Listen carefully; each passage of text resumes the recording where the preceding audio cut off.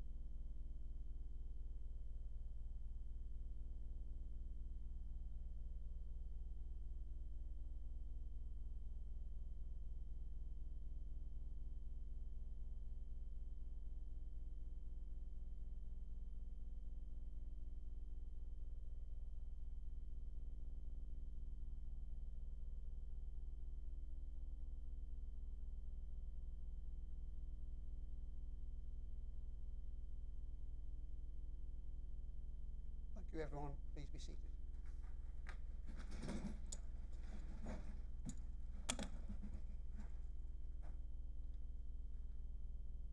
Apologies have been received from Councillors Bendelow, Jones, Ovens, S. Jeffrey, Powell, Smith, and P. Thompson, J. Thompson, and D. Taylor. Are there any other apologies? Head and Councillor G. Jeffrey.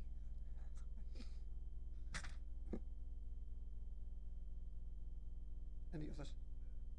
Correction, Sue's definitely here. Can I please pass on apologies for Councillor Adam Brook, and also say Councillor Massey will be around about half an hour. Okay, thank you very much.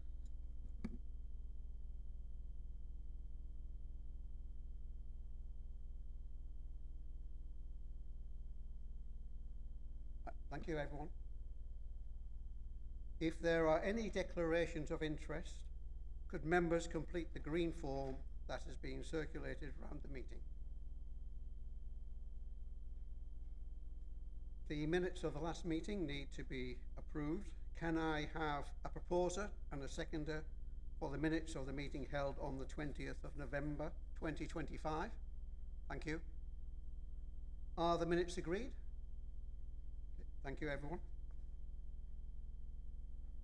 And can I ask members to note the attendance matrix from the last meeting?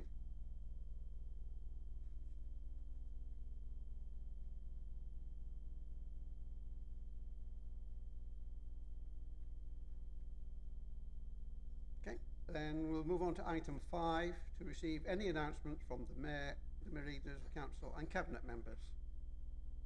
I will lead that. The Mayor's announcements. On Tuesday, the 27th of January at 10 a.m, there will be a small ceremony to mark Holocaust Memorial Day in the Redcar Gardens of Remembrance on Cotham Road. I do hope many of you will make the effort to attend to support this important commemoration day. I would also like to congratulate Councillor Lynn Pallister on being awarded the MBE in the New Year's Honours List.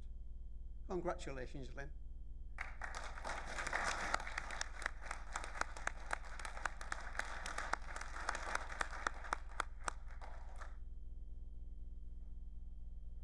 Following the motion at last council meeting, can I ask Councillor Corley to accept the certificate that has been awarded as the endometritis friendly employer?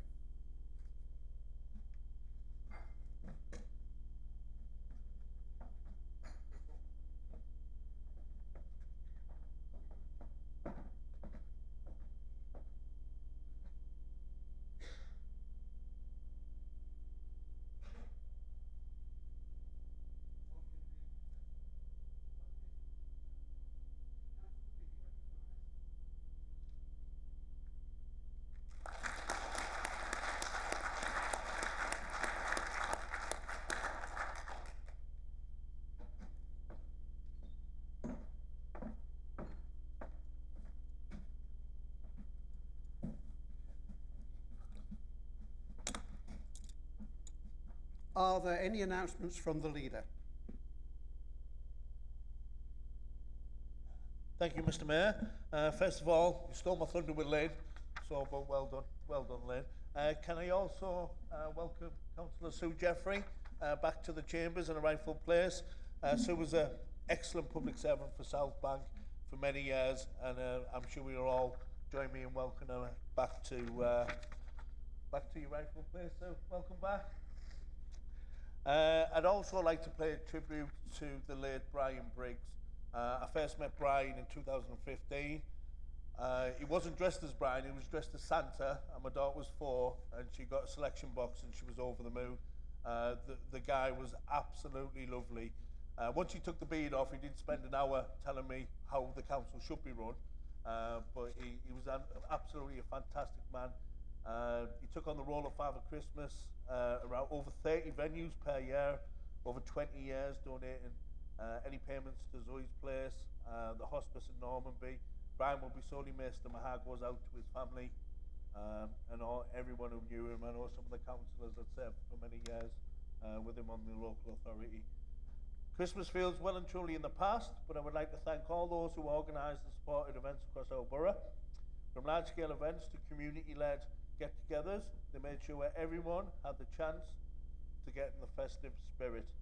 It was great to see pupils from Redcar primary schools playing a key role in the naming of the new family attraction and library, which is currently being built on Redcar High Street. The new attractions will be called The Lookout, and many thanks goes to the youngsters from Newcomen Primary School, St Benedict's Primary School, Lakes Primary School, and John Batty Primary School. It's excellent news that a regeneration investment plan for the Tier 6 community has gone and been approved by the government. The plan will bring in 20 million of funding to Tier 6, and we look forward to a positive decision, which means the plan will be and money will be spent to benefit those of Tier 6. Thank you, Mr. Mayor.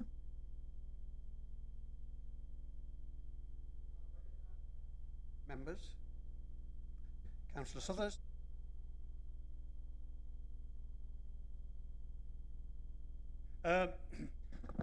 One of the most important roles for us, for all councillors, is as corporate parents. So I think it's appropriate that I inform you about a visit from Ofsted in the last week of November and the first 2 weeks of December. Yeah, that's 3 weeks. It's the ILACS inspection, the Inspecting Local Authority Children's Services. It's the big one for Children's Services. And a stressful time for our great officers just before Christmas.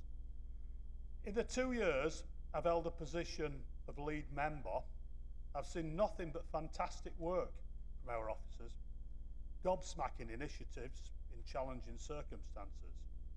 You know, back when I was first elected here in 2011, there were less than 100 children in our care. Now there are 430.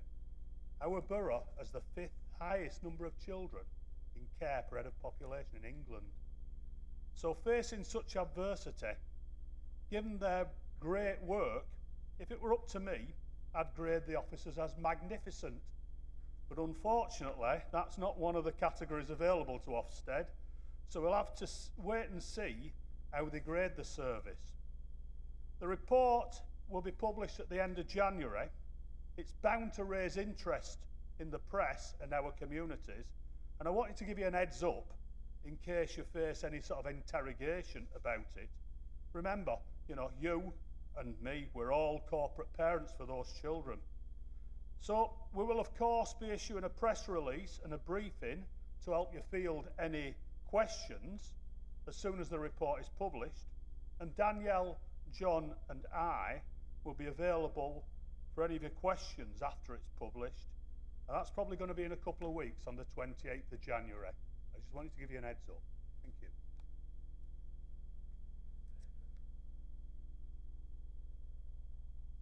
Well, and yourself. So do you want to do, if Councillor doesn't mind, you can go first, by all means.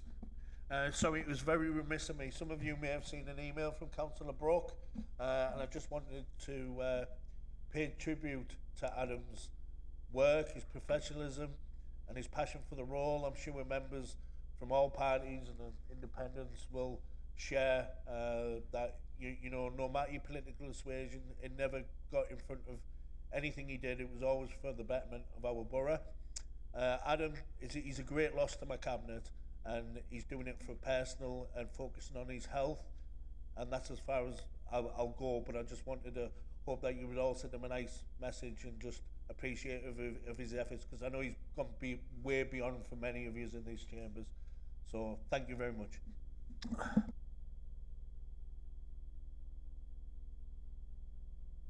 Thank you. I wanted to advise members about the severe weather emergency protocol.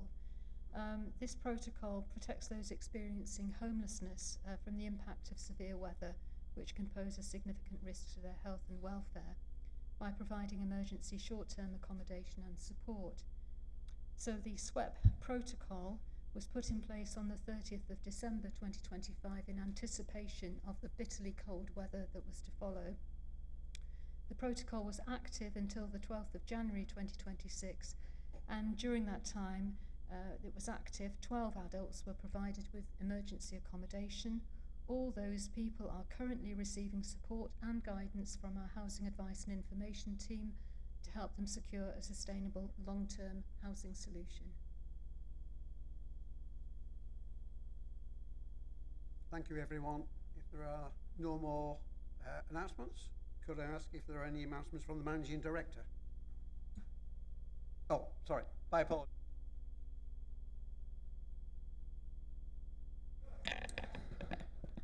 God. So this isn't a cabinet announcement. This is really to thank everyone, to personally thank everyone for all the messages, the emails, the kind words. People stop me in the shop to congratulate me. I really do appreciate it. It means a lot to me. But the one congratulations and well done that means the most is from my dad. So on Boxing Day, he got took into hospital, and it was pains in his stomach, and it was gallbladder, and he had to go on a drip. And we thought, yeah, that's fine. Then on the 30th, when the honours list come out, he had a stroke in hospital. So thankfully, you know, he has lost use of his right arm. He's not seeing very well, but his speech has come back a lot. And on the 5th, we go up and see him on the night, but on the 5th of January, he sat up and said, well done, you've done well. Now, for my dad's old school, so that means a lot. So I said to my husband, please make a note that on the 5th of the 1st, 26, at 7 o'clock p.m, my dad said, well done. So that all means a lot, but that really does mean the most to me. And it's a privilege to do the job that I do. I was a founder member of Frog Future Regeneration of Grange-Hamlin. It will celebrate its 30th anniversary next year, 27. And I was like volunteered for about 4 or 5 years, got really involved in it. And then in 2008, I come back as social, I left Middlesbrough Council and come back as the social enterprise coordinator, now manager. And you know, it's the impact, isn't it? We don't do this for awards. It's lovely. We don't do this for awards. We've put hundreds of people through driving lessons, created a thriving pub that was a rundown social club. It's just a pleasure to do that job.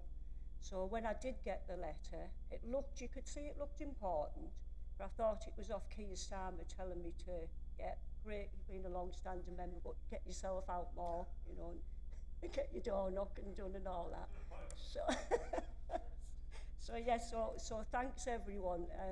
I really do appreciate it, and I've got my dress ready. I'm just waiting for the letter now from the King to go. Thank you.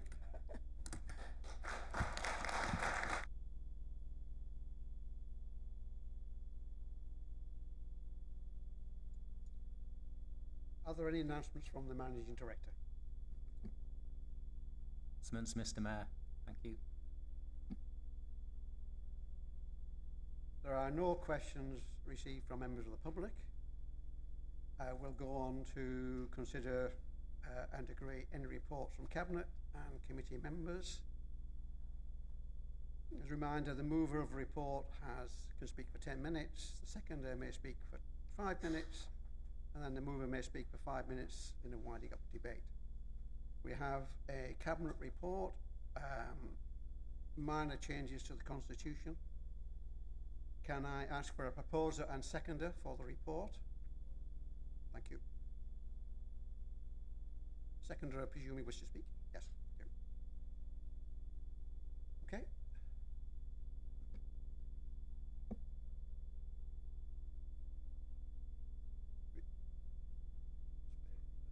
So take it as read?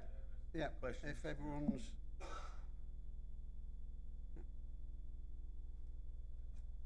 Is there any questions?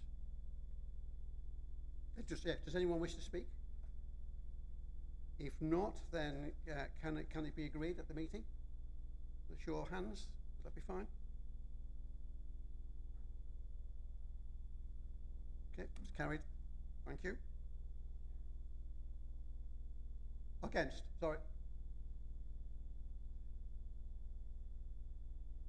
Abstainers? No. Okay. Thank you for everything. Can we have, right, so we'll move on to item 9, to receive a report from the portfolio holders, and we have one report from the Cabinet Member for Growth and Enterprise. Reminder, this is a question and answer session. As a period of 10 minutes will be for my discretion for questions afterwards. And I think Councillor Parsley, you have 10 minutes to present your presentation. Thank you. This is my third annual report to the Council as Cabinet Member for Growth and Enterprise. It sets out some of the main achievements, the challenges and plans to secure future investment opportunities that support the continued regeneration and economic growth across our borough. I would like to begin by thanking the teams within the Growth and Enterprise Directorate who do a great job delivering such a wide range of services on behalf of the Council, the residents and businesses of the borough. Can I also thank you all for the information, advice and support that you provide to me. Conscious we only have 10 minutes, I'll just highlight a few areas from each service. First one, planning and development. Members will see from table 3.3, we have significantly outperformed the government targets on planning applications for both quality and speed of decisions, and once again performed really well in housing delivery across the borough, essentially doubling what is expected and significantly outperforming the 15% affordable housing target. Last year I reported that long-term sickness within the planning enforcement team had resulted in a backlog of unresolved cases. Following retirement, we recruited a new planning officer, and I'm pleased to announce we'll soon be appointing an additional planning enforcement officer in the new year, bringing the resource up to 2 planning enforcement officers, which I don't think we've had for over 10 years. Members are aware of the changes to the National Planning Policy Framework in March 25, relating to an increase in housing targets from 234 up to the latest figure 600, which means we can no longer demonstrate a 5-year land supply. Council is still awaiting guidance on the revised NPPF expected in early 26. However, we do understand the urgent need to prepare a new local plan and have therefore been working on aspects of the local plan which aren't reliant on the NPPF guidance. The main one, call for sites.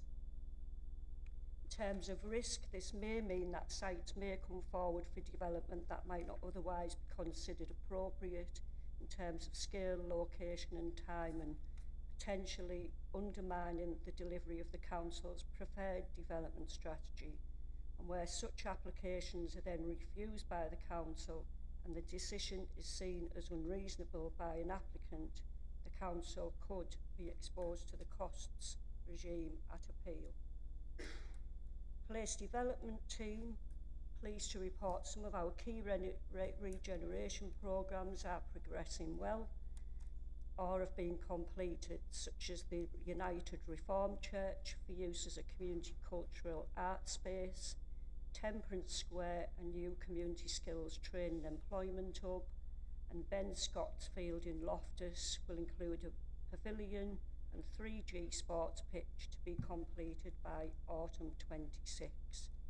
Public realm works in Saltburn have been completed with renewal of the low promenade railings, new heritage benches and a sculpture to Hazel Grove entrance.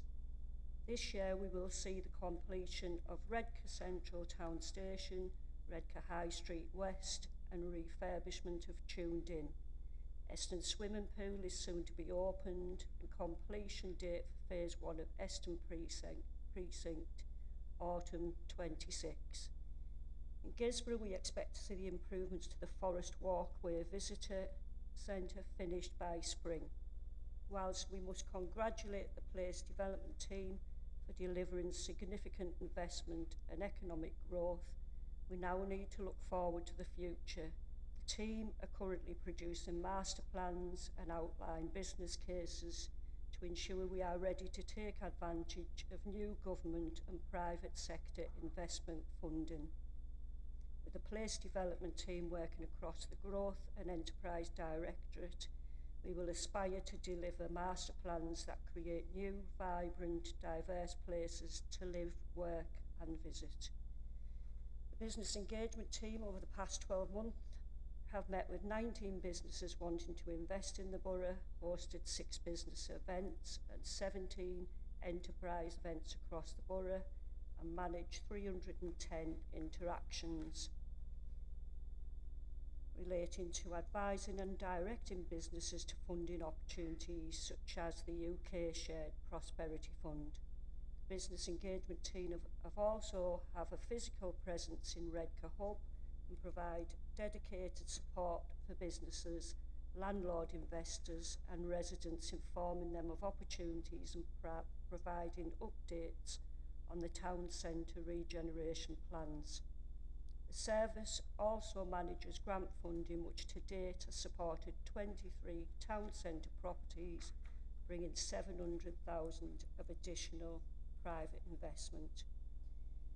However, again, I appreciate despite the team's best efforts to regenerate our town and district centres, like other places across the country, we still have issues with empty retail units. The team do what they can in terms of grants to improve shop fronts and or purchase capital equipment, and have done a lot of work to prepare for the new powers given to the council to tackle empty shop units through the high street rental auctions. And it's a very, very comprehensive report, and I don't know if the chair of scrutiny, growth scrutiny, may want to add the report to a future agenda. There's not enough time to go through it. Learning and skills, I'm pleased to report that through the collective action of our adult learning service, we've gone from inadequate to rated good across the board in terms of quality of education, behaviour and attitudes, personal development and leadership and management. The positive Ofsted outcome now places the adult learning service in a strong position to continue to benefit from Tees Valley Combined Authority funding, prevent a budget pressure in the council and deliver quality education and training to local people across the borough. The adult learning services had a direct positive impact on finding local people jobs in the local economy. 653 learners, 260 of those have progressed into employment in the last 12 months. Youth employment is a key issue across the Tees Valley, and often our young people have the qualifications but lack workplace experience. So I'm pleased to report, thanks to local businesses and through our training and employment teams, we have secured valuable work placements for 28 young people, with a further 26 young people registered for a placement this year in a variety of placements. The Council recognise the importance of other key partners in the delivery of skills for the future. As elected members, we meet and work with lots of partners from across different sectors. And over the past 3 years, I've been fortunate to work with Jason Faulkner, Vice Principal of Redcar College, and was pleased to see the Council's Levelling Up Partnership Fund help support the delivery of a new scaffolding and welding facility. I'd just like to end by thanking Jason Faulkner for his impressive leadership in helping to turn around a poorly performing college, now rated outstanding following a recent Ofsted inspection. Sadly, Jason is leaving our borough to take up his new role as principal at Burnley College. He will be sadly missed, and one can only hope his predecessor continues to have the same drive, passion and commitment, so together we can continue to deliver quality learning environment for the people of Redcar and Cleveland. Thank you, Mr. Mayor.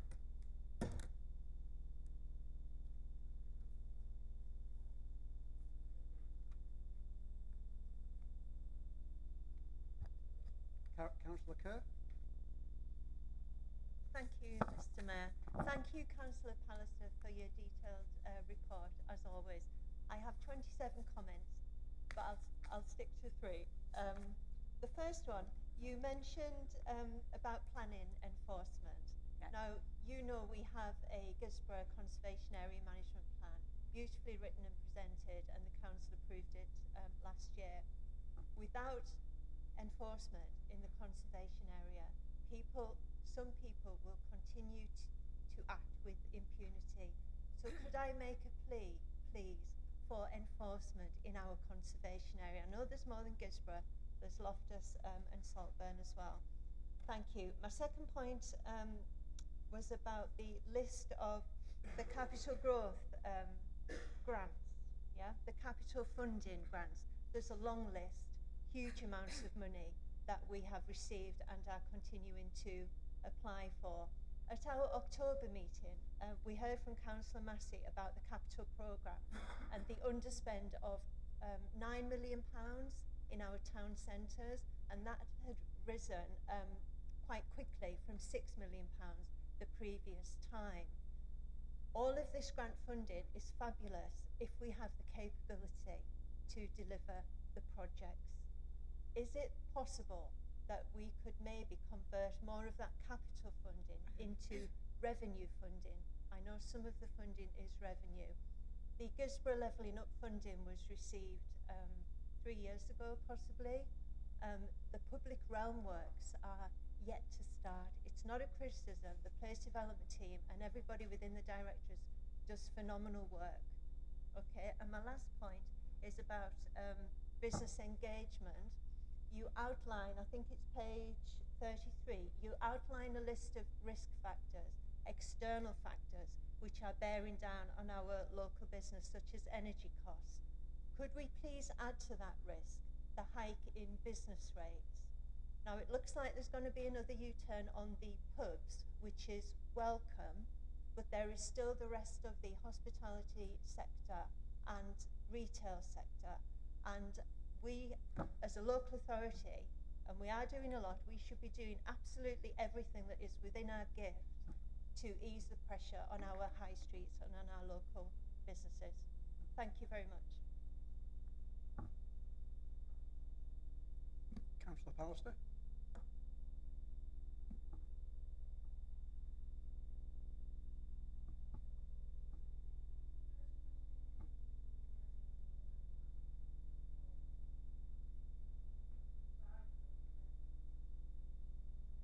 Please don't bring any more conservation action plans to conservation area management plans to cabinet for me to endorse, because at that point we were still looking at the planning enforcement who was on long-term sick.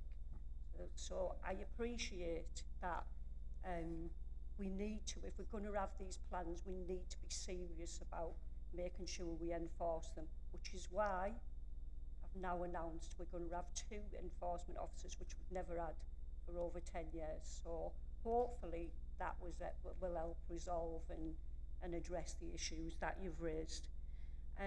The moving capital into revenue, you can do that, but I can check if that's needed at this point in time. I'm not sure whether we have enough capacity to deliver the projects that we're currently delivering. We have to be careful of not, because a lot of them are ending. So the Baths is finishing, a lot of the precinct, Deston, the phase 1 will be finished. There's a lot of our regen work that will be closing down this year and early next year. So you have to be careful about how you take people extra capacity on, because we might not be able to keep them very long as well. So there's an issue there, but we do look, when we look at the master plans, we know that we probably do need, because we want to bring in more and more investment. We do think about bringing people in to help us deliver them. They need to be the best we can, because we're up against others, aren't we, for that funding.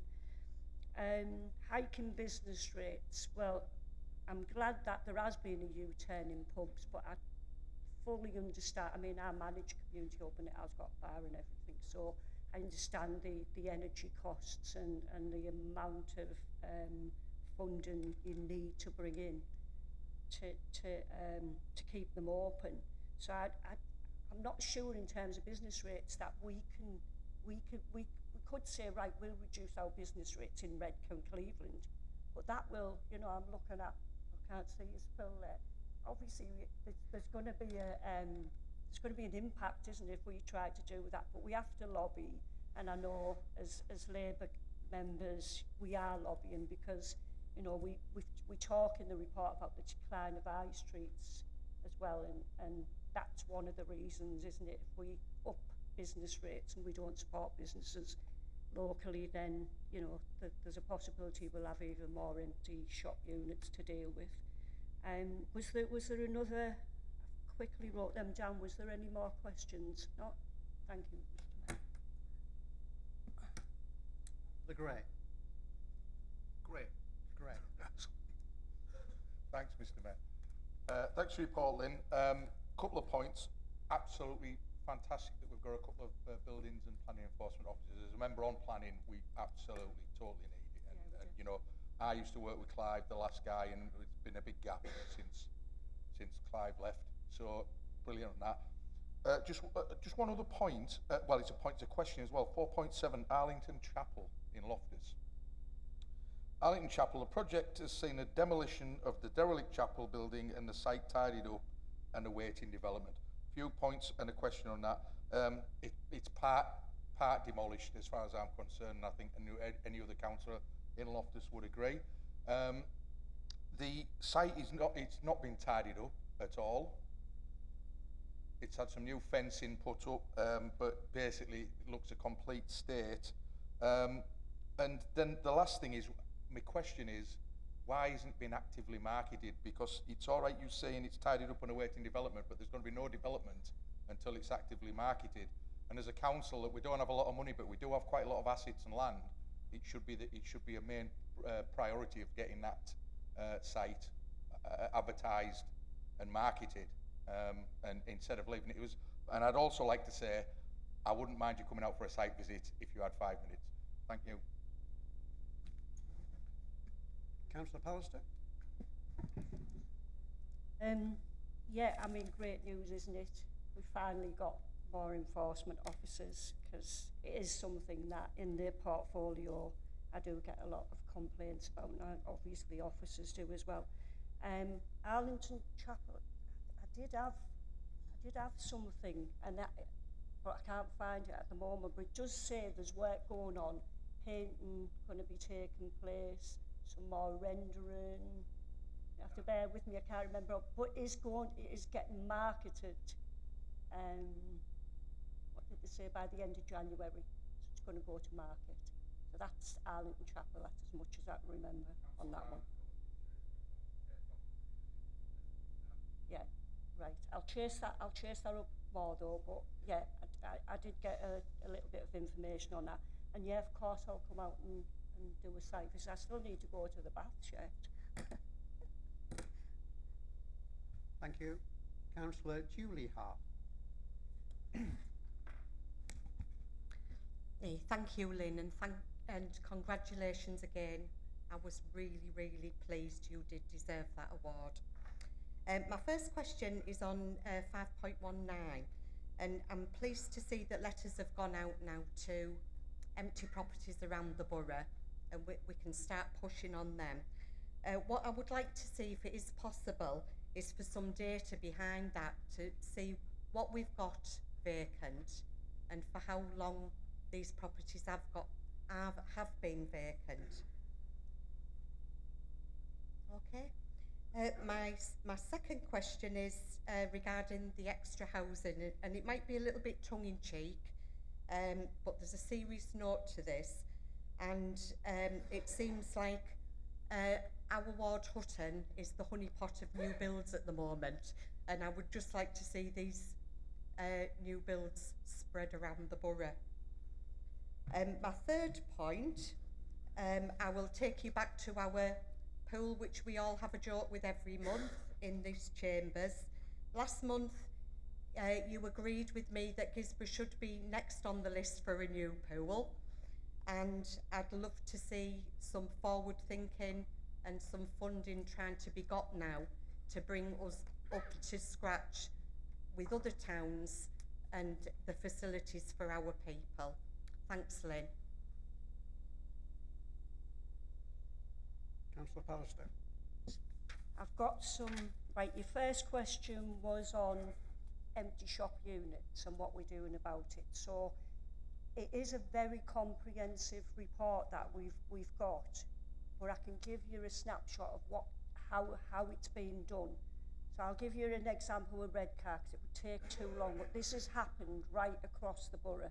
It's happened in Gisborne, Eston, every town centre and some of the villages as well. So in Redcar, we have 480 commercial properties, 52 properties, 12.5% are currently vacant. That's the biggest number that the officers have done. Honestly, I'll get it sent out, it's a great report. 41 of these properties been vacant for 12 months, and they have this information for every area that they've looked at. And have been marked as problem properties. They include the bus depot, 106 High Street, KFC, and 79 Queen Street. 10 of these properties have been sent out a High Street rental auctions letter, and of these 7 have not responded and will now receive a second letter threatening HSRA action. Another 22 are set to receive their first letter since we started the tracker in December 24. There's 2 properties which have changed ownership since we began tracking vacant properties, and they're currently undergoing works and have not received any letters. 3 properties are at a dead end with the landlord unreachable, so have also not received a letter. 4 of the properties do not fit the parameters of the HSRA action, and these include Wilco's, Upton's, Chiltern Mills, due to them former being department stores and the former NatWest Bank. So it's a snapshot, but that work I'll ask the chair of growth and enterprise if he can bring that report, and it can go out, to be fair, go out to all members, but it's a great piece of work, so that we're on it. We're definitely on that. But, you know, it all depends as well. Some we won't find. You know, it's not an easy solution, to be fair. What was your second question, Julie? Because I was looking for that when you were talking. More tongue-in-cheek that Hutton isn't the honeypot of new building developments. All right, yeah. Well, you'll have to take that to the Plan and Regulatory Committee as well, because it won't be my decision where the houses go. But we know we do have to build a lot more. And was there another question? Sorry about this, and it's very hard sometimes to. 1, I can't hear half the time. 2, I have to. All right.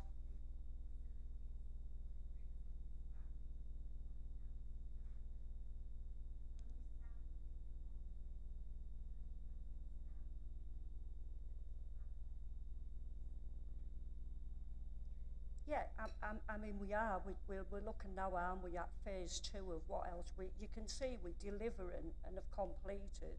I mean, Gisborough has a long way to go. We're just starting Gisborough. Completed a lot of our regeneration programs thanks to other cabinet members and officers, and so it's easy, isn't it, for me to promise that everyone can have everything. And to be fair, I've just been in a meeting with 2 Broughton councillors, and if I was totally honest, they've had nothing in Broughton, and I honestly do think that they need to get some funding, even a small part, to do a part of the village. No, I really do, but it's swimming baths. We've got to go to the officers and say, make a good case, and hopefully that funding will come forward.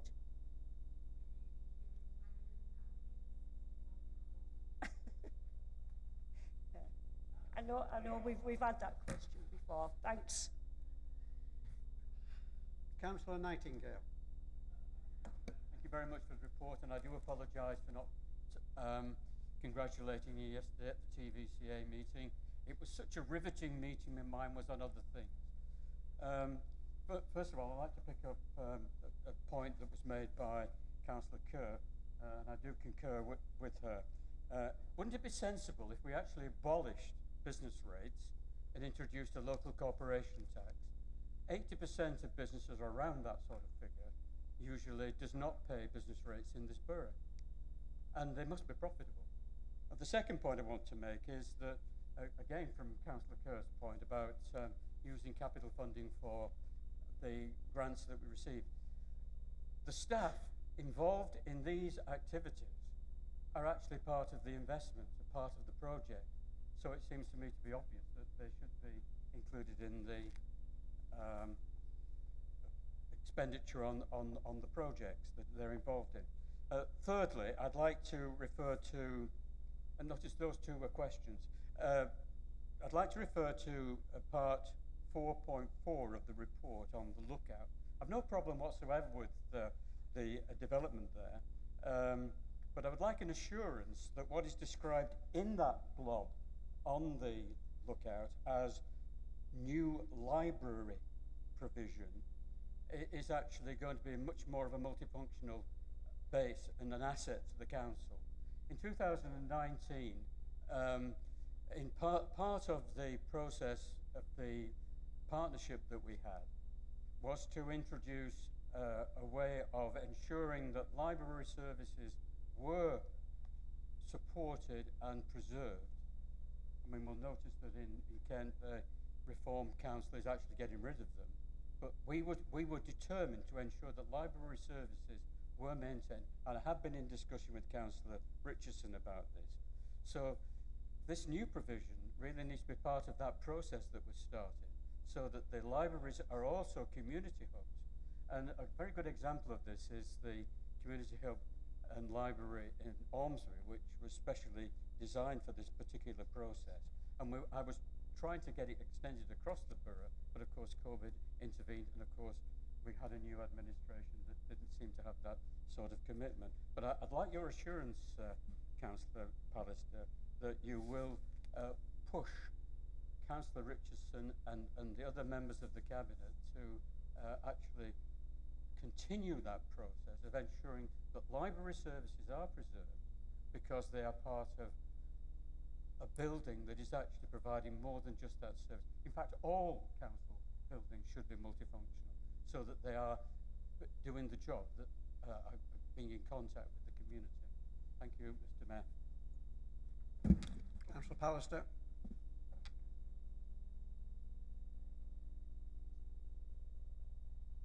Yeah, that's back on. In terms of, I'll go with the libraries first. I actually think we've moved forwards in turning boring just libraries where you've got to book into community hubs. I mean, Councillor Brooks not here. The Grangetown Generations is a great example of, it's a library, but it's much more than a library. Kids' parties, you know, people can go in and play bingo, knit and natter groups. So, and I know Ormsby's the same. Loftus Library, when I visited the opening, that's really good facility as well. And I would imagine, well, I would know for certain, but I know you probably get more information from Carrie.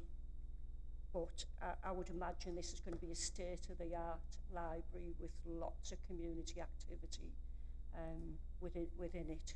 Definitely not just a library. I'm looking forward to seeing it open. So the turning capital into revenue, well, when we do get the capital, you're right, when we do put in for the funding, capital funding, there is a percentage in there for the staff and costs to deliver them projects. That's already there. I think what Councillor Art was, if I'm right, she was saying if we haven't got enough capacity, can we turn more of the capital we currently have into? And our issue is we've got to wait until we see what projects are finished and how much capacity we still have. And we will use people to come in and do master plans. Abolish business rates. Great. I think all businesses and everyone would like that, but I don't think it's in our gift to do that, is it really? So, yeah, I agree. We should do. I don't know where the funding then will come from.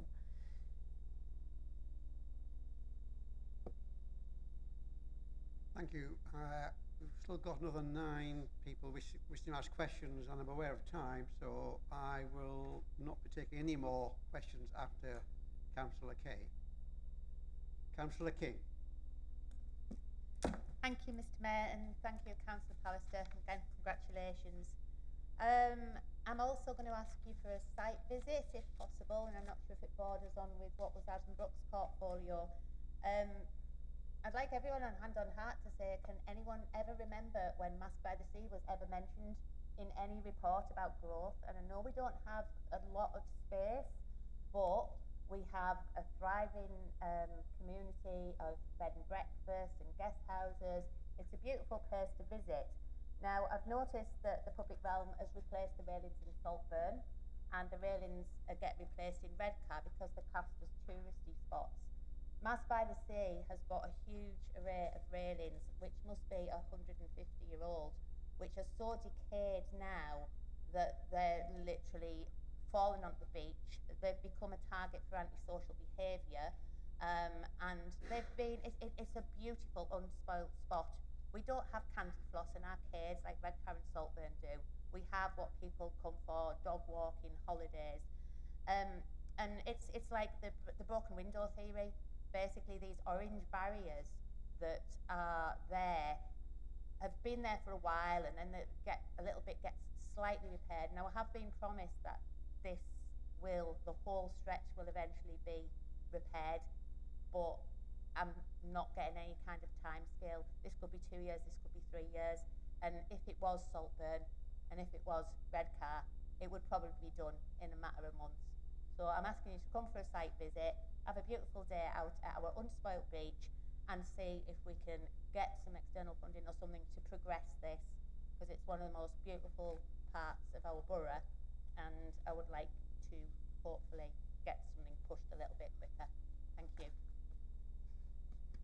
Councillor Pallister. Councillor King, I'm more than happy to come out for a visit. I will check that it doesn't fall under neighbourhoods and highways as well, if it's around painting of railings and obviously sprucing them up.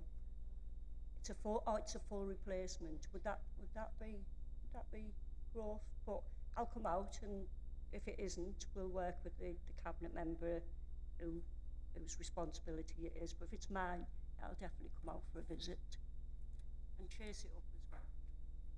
Councillor Clark. Thanks very much, Mr. Mayor.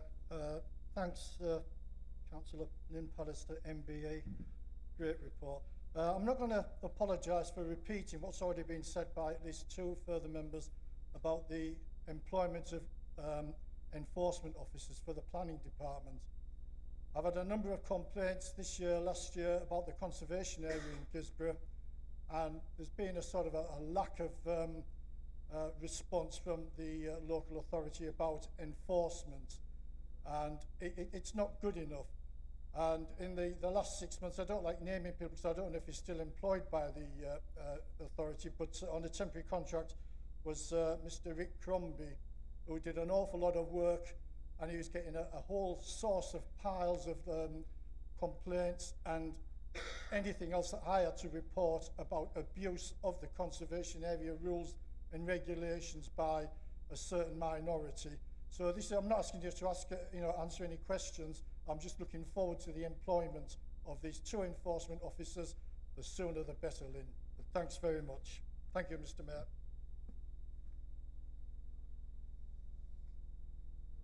I think Councillor Clark's expecting an answer, but he knows when I said last year that we would go from 0 to 2.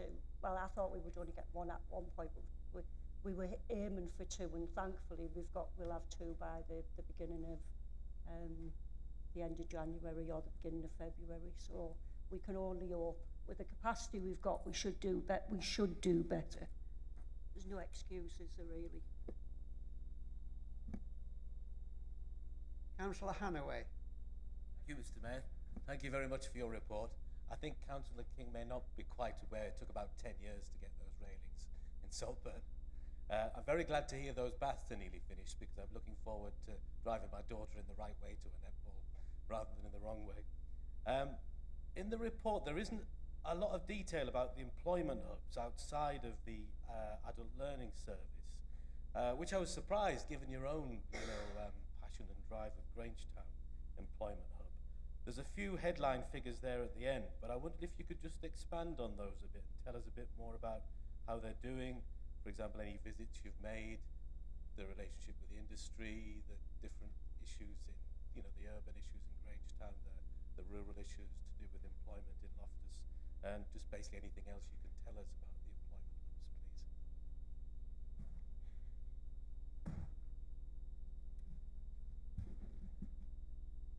Councillor Pallister. Councillor Hannaway, you can't blame me for 7 of them in 10 years, but possibly the other 3 if it's in the growth and enterprise. In terms of figures, we have so are we on about if you point to them 6.4 where it says 653 learners. We've got 263 of those went into employment, and then from the training hub itself, I think there's I can't find it in front of me. Rob's doing a good job, but there's that many papers. For the training hub itself, I think there's 88 this year, isn't there? So that's how many people have gone into employment in the adult learning service and the Grangetown training hub, and I know the Loftus one has only recently opened, so I'm not sure how many of that 88 would be from Loftus. Do I want to see more? Absolutely. I was looking at some figures, and I think I've got a question from Councillor Leroy later, and I think it's nearly 10,000, it's 9,768 people from 2018 when the training hub opened have had some sort of support, and 2,000, I think 700 of them have gone into employment, but that's from 2018 up to today. Can't give you detailed figures, but what I can say is there's a lot of work going on with businesses, because we need to find out what skills they need, and it's that pre-planning, isn't it? It's not like reacting. So you need to, so there's a lot of work going on in Tees Valley Combined Authority. I sit on the Education, Employment and Skills Committee, and we talk about this a lot, saying we hear about thousands of jobs coming. What are them jobs? We need to know, because when we look at adult learning and skills and the training hubs, that works. So there's 2 examples. So the BELP, there's a bespoke employment learning programme. That's a great example of where we know what businesses want, we put the right courses on, and then they get the jobs. and the cipher as well for the paramedic roles. That was another great initiative. So we need more of that. We need to know more of, these are the jobs coming, these are the skills we need. Sometimes it's difficult with businesses, just keep it close to the chest. We're doing our as best we can to find out. But in terms of more detail in numbers, I couldn't give you more than that's in here. I'm just giving you a snapshot of, there was more in 2018 to 2023-24, so I will be asking for a deep dive into why them figures are going down and not up or staying the same. That's as much as I can say. Thank you. Thank you, Councillor. Councillor Joy.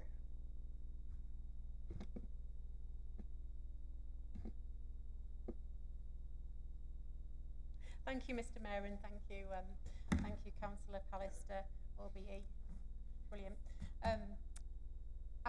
The first question I had was probably answered, but it was just a case of there's obviously a huge emphasis on growth, not just domestic house building, but obviously the Teeswork site as well. So the increase in officers, how are we going to measure if that's sustainable? And I'm thinking more in terms of not just their workload, but actually, their employment and, sort of satisfaction at work and protecting them, if you like.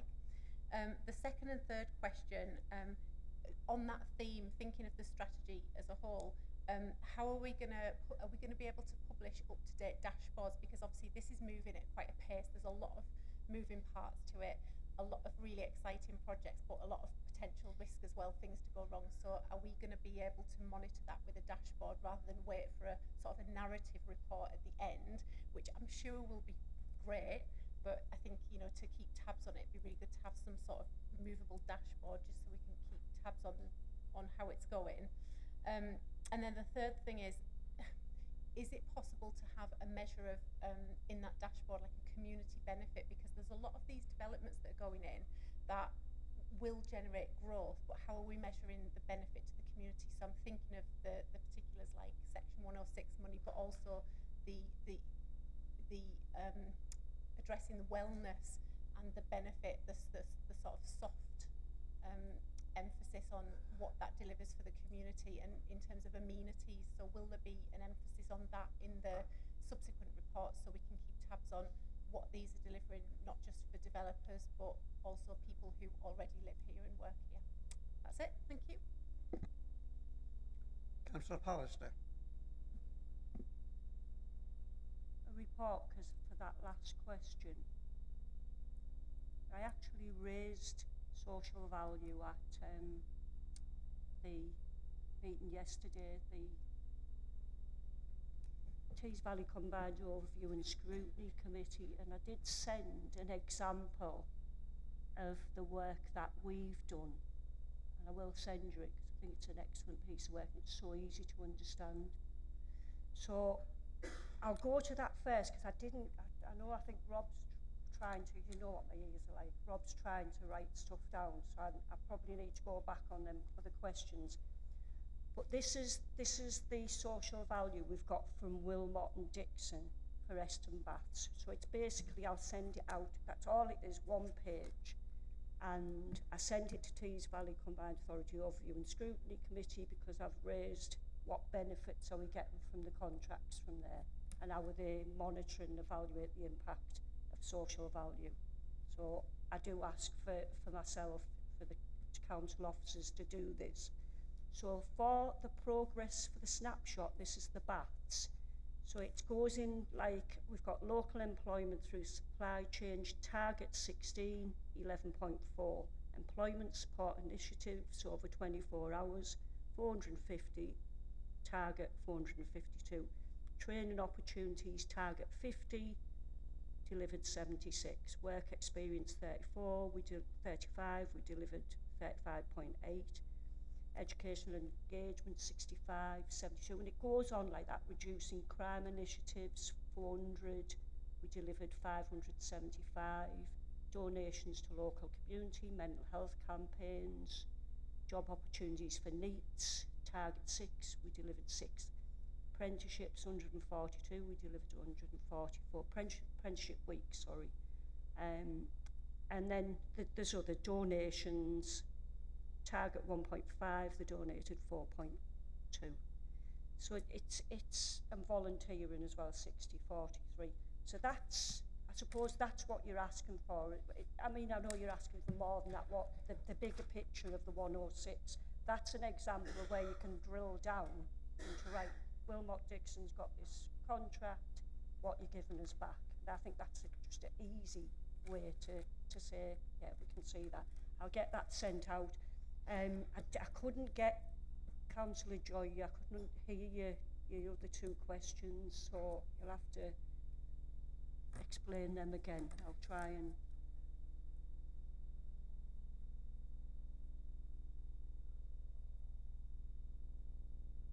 So the increase in capacity once the current projects are finished.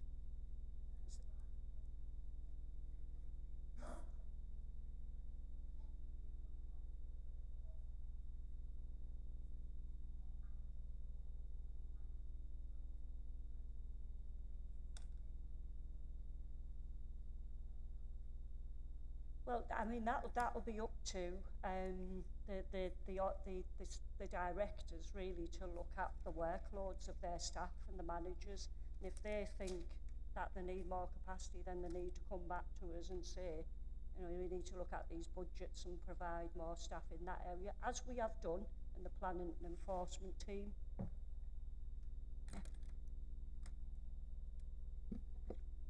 Thank you, Councillor Pallister. Councillor Grogan. Thank you, Mr. Mayor. Thanks for your report, Lynn. It's very detailed and there's a lot of information on there. Just one point, so it's not a convoluted long questions and loads of questions. On page 38, obviously we talk about the Youth Trailblazer project, and it's good that we can get them kids, I know they're not kids, they're 18 to 21-year-olds, but they're the kids to us, because half the time is getting that experience for them and putting them into placements is really, really helpful for them and giving them some work-based experience. In 6.7 it said, since it started this year, I'm assuming it's 2025. It was back in, because it just says this year, obviously we're in 2026 when the report was written. September. So it's good news that we've got 28 people actually involved in that, and obviously 26. I'm not expecting the figures today, but if you could possibly pass them on in the future or email them over, is regarding like the breakup of how many actually go to Grangetown, that hub and Loftus, to see where it compares between the 28 and obviously the 26, and how we compare to the other local authorities, the other 4 local authorities that the TVC has funded, because obviously them young people that are competing against other young people going from different boroughs. So that's basically it. It's good that we're actually trying to help our youth, trying to get into employment, especially in the difficult times that employers are having, which are well publicised issues that they've got. Cheers. Mr. Pallister. Councillor Grogan, and that's a good point, that I haven't got no comparisons to how we're doing compared to other authorities, so I will look into that. As far as I'm aware, I think Loftus have engaged more than Grangetown young people, but again I'll check, because I think the team are based in Loftus as well that are delivering most of it. I will check. Thank you. Thank you. Councillor Davies. Thank you, Mr. Mayor. Don't know what that was. I was getting a standing ovation for a minute. Thanks, Lynn, and congratulations on the MBE, not OBE. I thought I heard it right as the MBE. Yeah. Just a few things, Lynn. In the report, I'm surprised that no one else has picked up on this. Where you talk about planning applications and the quality of the decision, just before it says quality of decision, it actually says the words are the correct decision. Now, to me, the correct decision is the democratically decided decision that the councillors at that committee take. The correct decision shouldn't be in the favour of the developer. If the developer's putting in a housing application, it shouldn't be deemed as the correct decision if it's been accepted or decided against. I mean, it's a bit of a funny one, to be honest. So I don't know whether that's just a wording error on your part, or we're now being told that that is, from now on, the correct decision is in favour of the developer, and that's that. But just something for you to bear in mind. On the high street rental auction, I don't believe I mean, Loftus is included in this. It's the first I've heard about this. It'd have been nice as a ward councillor to have been involved in any of the process about where this red line was going to be drawn. It would have been nice to have been involved. And then you mentioned earlier about Broughton. Funny that, because I've actually written a little piece and mentioned Broughton in it. In terms of the East Cleveland Rail project, the business case for that was due in autumn. We're now in January and this document is still not available. Now, before you start to say it's not a part of your report, I understand that, but the knock-on effect of this decision potentially impacts on your area. Obviously, one of the proposals was the Broughton Town Centre project. Now, this has been in the pipeline for a little while, all tied in with this East Cleveland Rail project.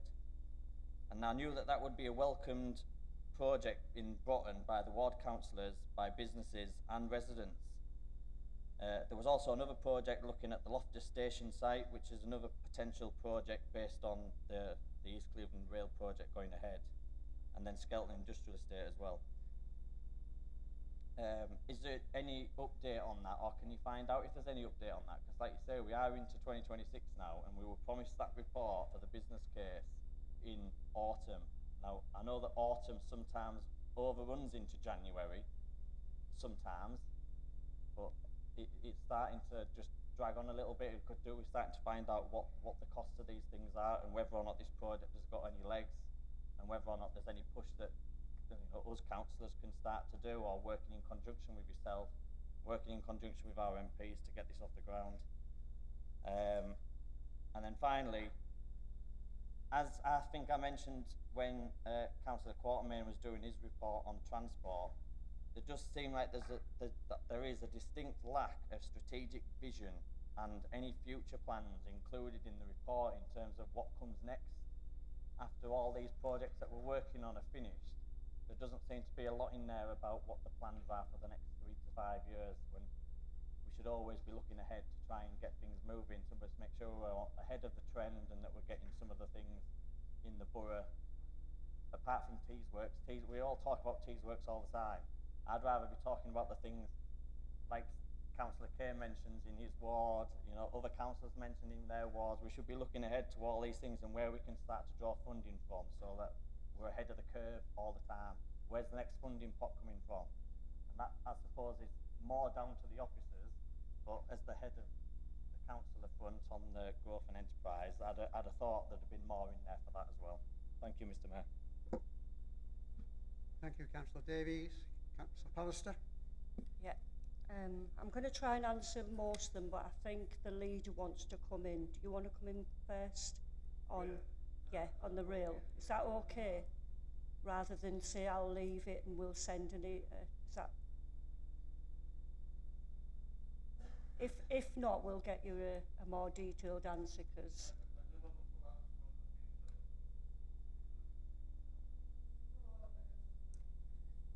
in which case, go ahead, please.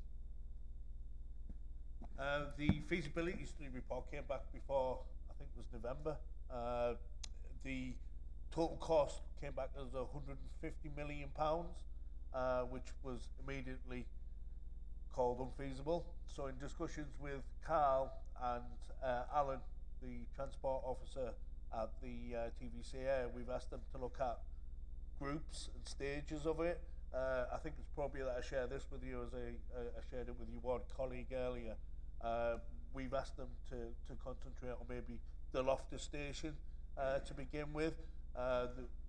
Tim noticed a couple of gentlemen down there having a look over the past week or so.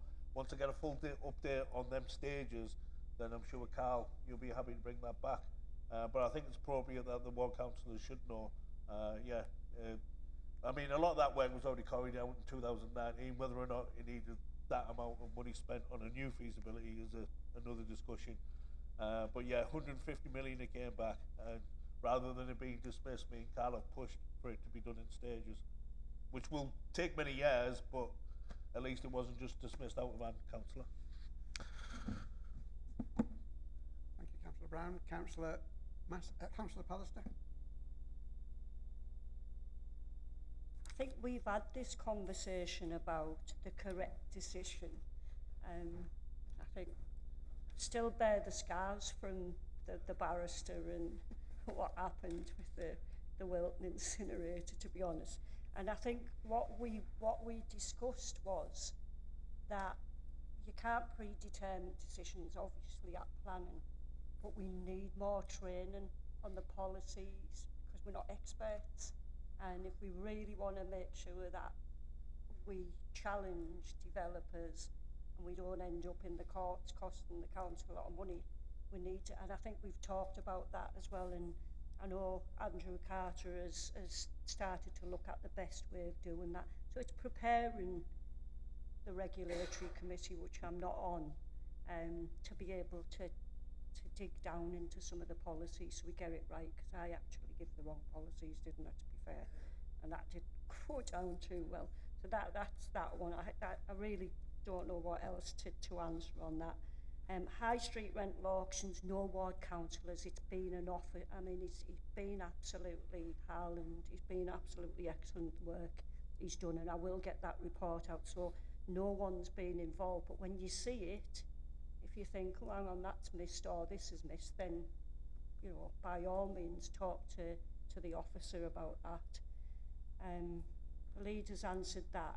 Broughton, we've just had a meeting with Broughton councillors, and that was mainly around the quick fit site, and we have had several meetings with quick fit, and we thought we were getting there, and now quick fit have decided nationally that they want to look at all the sites, so they've sort of put it on hold. So we've got we've come up with two points, really, two actions. One, Brian Marston will go back to the local quick fit manager who we were talking to about selling the site and developing it with Tesco and putting car park, and the other is if that doesn't happen with the local, then we're looking at the two MPs really to talk to the director above that, see if we can get this moving, because it would make such a difference to Broughton High Street. Done that. And then you said what comes next. Yeah, so I talked about master plans and business cases. There's been a business case put into the local Tees Valley, because they get most of the money anyway, don't they? Tees Valley Combined Authority for the local growth plan. But at the delivery stage, we're going to come back to members to give put more detail into it. That's gone in, it's had to go in. And let's just see what other regeneration funding, and that we've just got to be, as you know, you've been in my seat before, you've just got to be planning and preparing so you're not left at the back of the queue. Thanks. Thank you, Councillor Pallister. Councillor Leroy. Thank you, Mr. Mayor. Quick question on 318 new build targets. So we learned today about market conditions for residential, and builds are particularly tricky at the moment and are not progressing as the government wished under their growth strategy. Private sector construction is down. This means that many sites around the borough, including the one at Mask, or the two at Mask, will stagnate. So I was just wondering, in terms of your departments, how they're going to face this challenge and how they're going to deal with the heightened expectations as well in a market which doesn't appear to be favourable for such increases.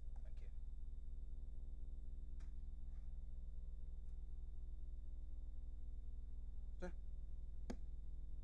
I mean, we've been given, haven't we, these targets. I've already said it's a risk for us in terms of developers coming in, and you know, we just have to hope that doesn't happen, but if it does, we'll have to deal with it. In terms of the quality of housing, you know, I think we'd all aspire, wouldn't we, to have more energy efficiency homes built, more infrastructure put into these communities as well. And I'm not really sure how detailed I can answer this, other than the applications come into the planning officers, they look through them, we get detailed reports, our regulatory committee get detailed reports, and we try and make a difference, as we have done sometimes, to those applications by reducing the numbers, or, you know, reducing the number of trees that's cut down, and so on and so on, and what infrastructure we can get through 106 we do. But apart from that, I'm not sure how well I can answer that question other than that. Thank you. Thank you, Councillor Pallister. Councillor Martin.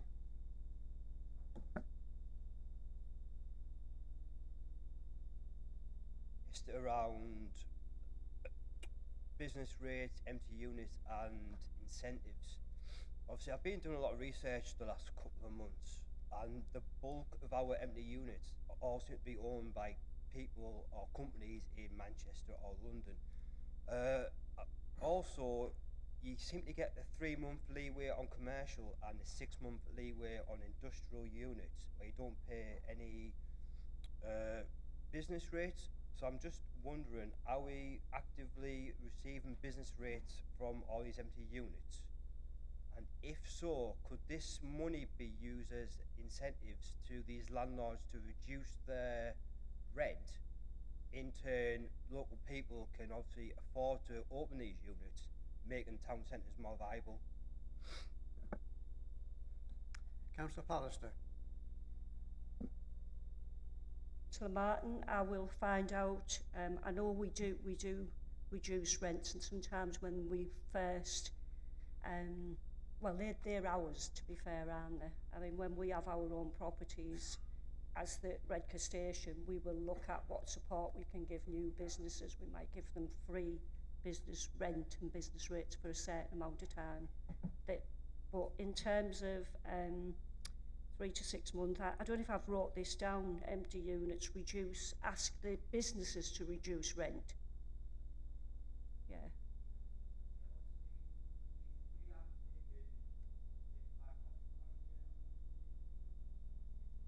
Yeah. Yeah, I get that, yeah, from this.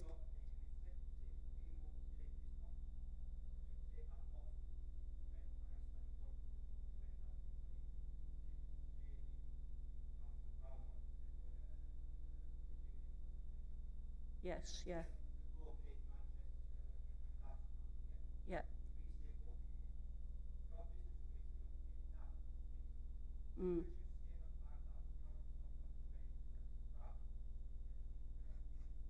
Yeah. Well, we can ask the guy who owns a sweet shop, or I can ask the resort. I don't know if that would come under resources to start, you know, stop taking business rates from empty properties. But I'll take that question away, get you an answer. Councillor Kay.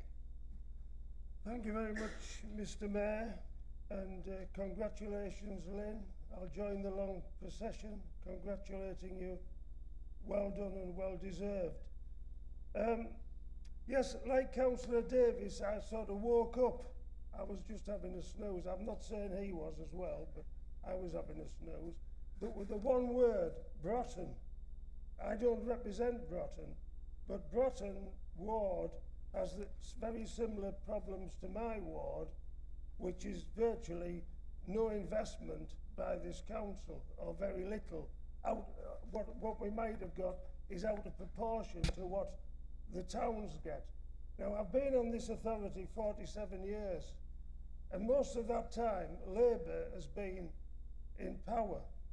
And of course, Labour is an urban party, and I think that's been one of the problems, that there's been so little investment in the smaller villages. We're supposed to just stand on our own feet and get on with it. When was a penny invested in Moorsam? When in Lingdale? When in Charlton's? When in Margrove Park? It's, you know, there's just no investment at all, whether it's from central government or from local government. And I think, since the towns are getting this money from central government, there should be capital in our budget for the smaller settlements in East Cleveland to try to do something ourselves. And I blame the Tory government as well. You know, they weren't doing anything for us either.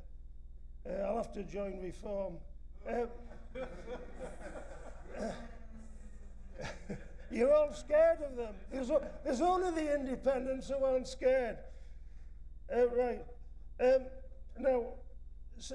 So let's have some money, let's have it invested. An example would be Stanhouse Road. People are coming to me and patting me on the back.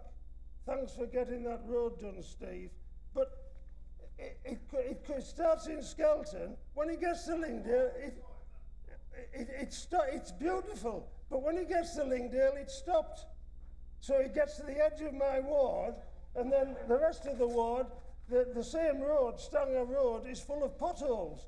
Why can't, the logic demands that that road should have been taken through Lingdale, through Stanghow, and down to Lockwood Beck. And that'll be my next campaign to get that done.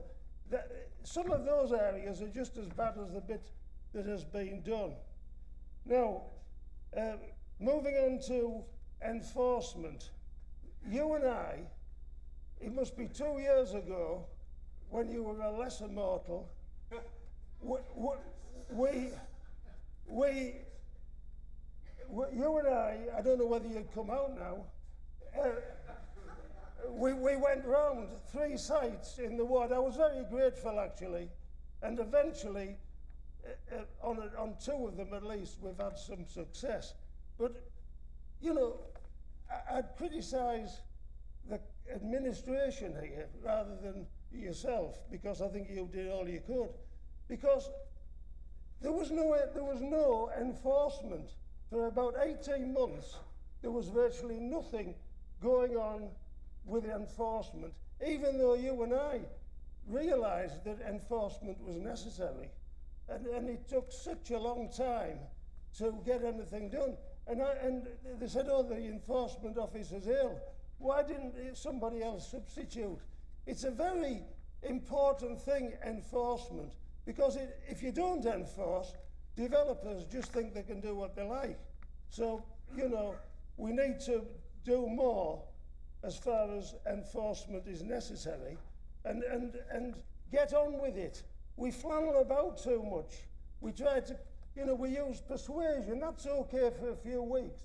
But if it doesn't work, you've got to use the authority behind you to get something done.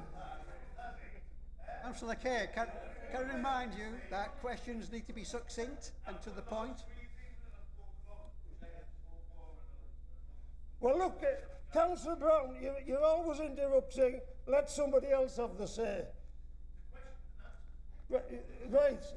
Well, the question is, when are you going to start spending some money on East Cleveland, in particularly Stanghouse Road? And secondly, can we rely on the new regime, the officer regime, to enforce quickly, promptly, and effectively? Sir.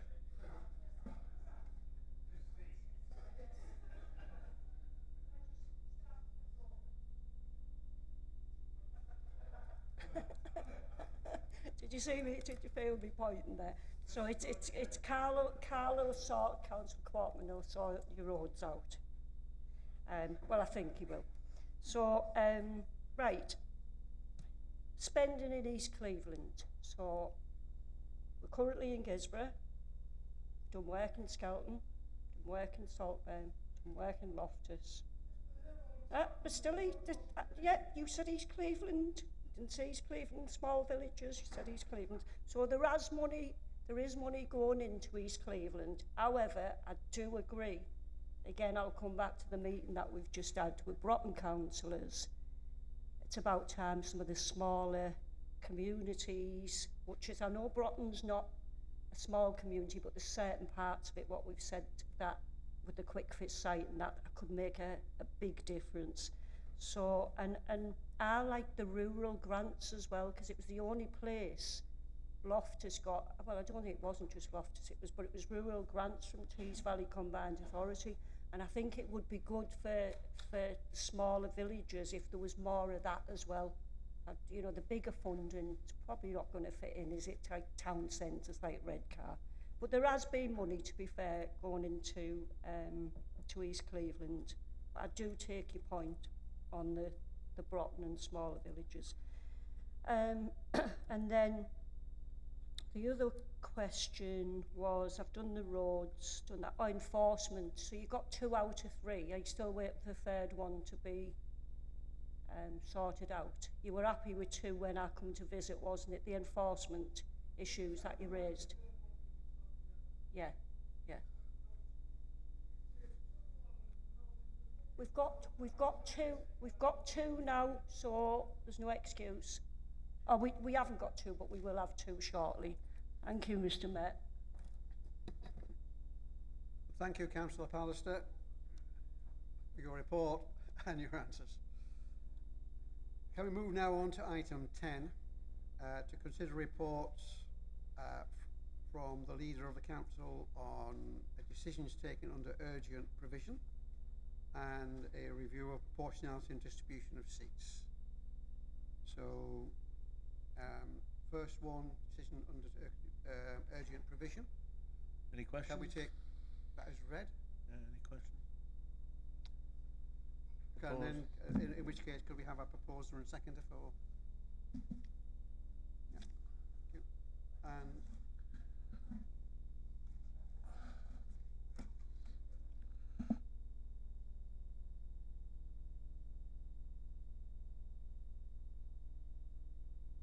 yeah, so yeah.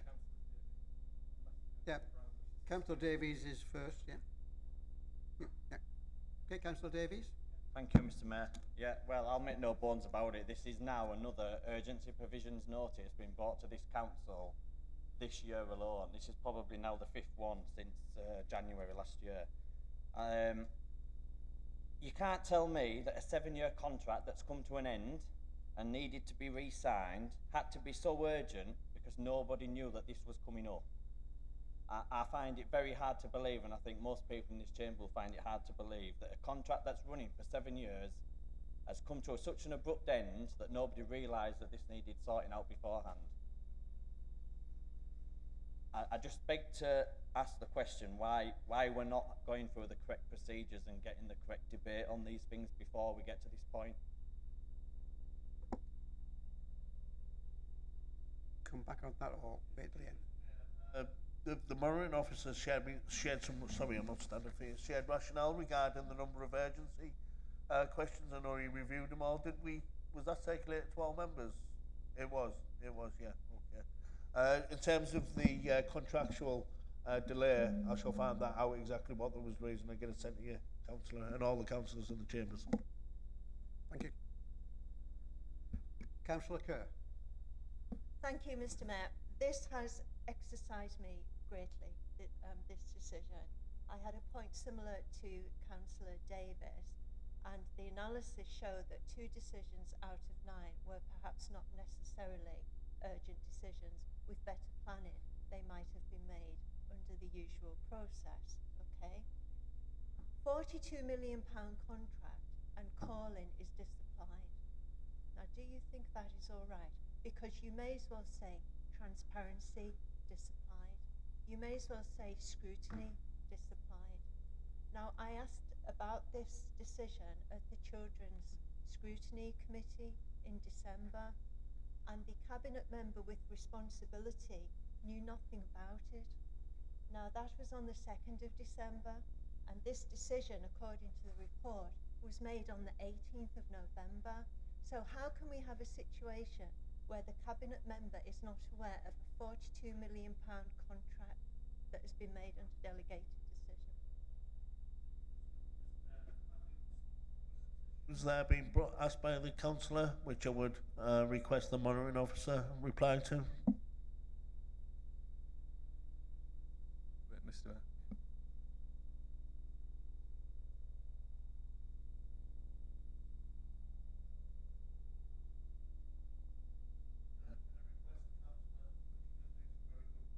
As the councillor gets a reply as tardy as possible, as quickly as possible, please. Ideally by the end of the week, please.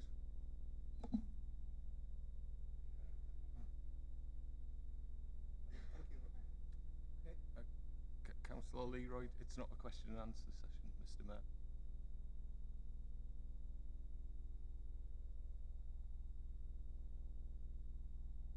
It's not a question, it's a remark and a warning, really, because this is exactly the same process that happened, or very similar process, should I say, not exactly the same, with the delegated matters and the Tees Valley Energy Recovery Facility. Oh yes, that again. Only 1% of the value, but still this is 42 million, which is an enormous amount of money to this authority. And one Teesside authority, not this one, of course, has received a number of warnings with regards to scrutiny. And so I'm completely in agreement with Councillor Davies and Councillor Kerr that we need to up our game here and we need to scrutinise, and therefore I'm not going to be voting for this, for the approval of this, because of the process. The process is errant and it seems to be endemic in Teesside councils, and the councillors, as a result, are losing control. Thank you. Can we agree the report, please? Sorry.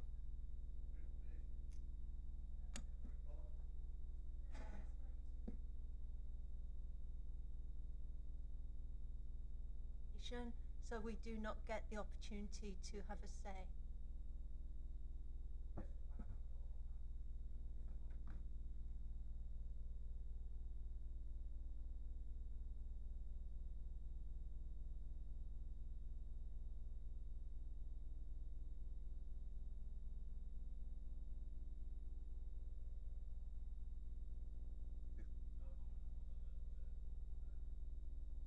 Sure with councillors that I'll make sure that they're given a full explanation on the terms of the contract. Sorry, I'm not standing again for you. The delay, because I tend to agree with the spirit of the things that have been said. Thank you. In which case, we note the report, and Resources Committee on the 3rd of December by Councillor Kerr as a point of an urgent matter, wasn't it? And I think, you know, this sort of thing is symptomatic of what is wrong with the way in which the governance of local government is going. It also links, of course, to delegated decisions, which are involving massive expenditure, millions and millions of pounds, and it's only in the last 4 or 5 years that they've actually been recorded in the minutes of the cabinet. I for a long period of time voted against the delegated powers that were in the Constitution and in the annual general meeting. Because these should be done in a far much more open way, and that they should be put forward, including the urgency decision. These sort of decisions should be put forward across the council, so that councillors can have some sight into what is actually being made. In the past, when we had the committee system, they would be put before the committee for the committee, and in other words, councillors, to make these sort of decisions. And I think it's something that we should consider going back to. I know 1 or 2 other people feel the same way about going back to the committee system. But The fundamental point is decisions made, especially involving high figures of finance, should be open and transparent, and it should be something that the councillors are made continually aware of. Thank you, Mr. Mayor. Thank you, Councillor Nightingale. So, we can move on. Yeah, can we agree then with the outcome of that and move on to the second item, which is the review of proportionality and distribution of seats, which I think is something that's going to come up again. We need to move Sue Jeffrey. So do we need, can I move, I was going to say, can we move that to take that as read? Is everyone happy with that? Basically all I will need then is a proposal and seconder for that.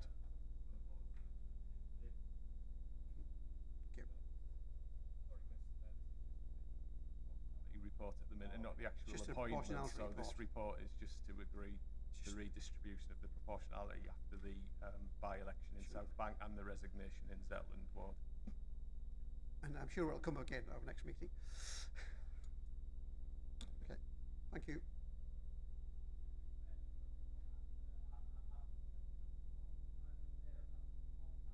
Report since January last year. Noted. And as I say, I also note that we'll probably have, as we have another by-election coming up, it will come again throughout next time. Okay, thank you. There are no motions to be agreed. We've received none. So item 12 is changes to membership of committees. There have two changes. Councillor S. Jeffreys to fill a vacancy on Children and Family Scrutiny and Improvement Committee, and Councillor S. Jeffrey to fill the vacancy on Resources and Governance Scrutiny and Improvement Committee. There are still some ungrouped independent places that have not been assigned. I don't know if they have any proposals for committees. If not, we'll have to move that forward. The vacancies of, as I say, there's a seat on Employment, Health and Safety Committee and the Corporate Parenting Board. But there are vacancies on the following committees pending the outcome of the by-election on the 19th of February, Children and Family Scrutiny and Improvement Committee and Governance Committee. So just note, if everyone can note that, is everyone happy with Councillor Jeffrey? We had problems in the past of fulfilling committee on proportional representation. I believe it was deemed with it being a board rather than a committee, that it doesn't have to be proportionally representative for the parties. So if anybody would like to go on the Corporate Parenting Board that isn't in the group on the paper, then they can apply. It's not proportionally representative. Okay. Thank you. Thank you, Councillor King. So please, if anyone knows that if they wish to be on the Corporate Parenting Board, they are welcome to put their names forward. So, just to say, can we agree on the changes to the membership? Is everyone happy with that? Yeah. Okay, thank you. In which case, we move on to item 13, questions from members of the council. Question 1 is a question from Councillor Grogan to Councillor Brooke, Cabinet Member of Negotiations, but as Councillor Brooke is not here, do we have someone will answer? Councillor Brown will answer in his behalf. Thank you. Thank you, Mr. Mayor. Obviously, this is a question that was for Adam, and it's a question for the future and how moving forward. Obviously, with the current news that Councillor Brooke has decided to resign from his role, I see that I'm going to bring that question back at a later date once the administration has put someone in place, because they may have a different outlook and different vision moving forward. So I'm going to bring back my question.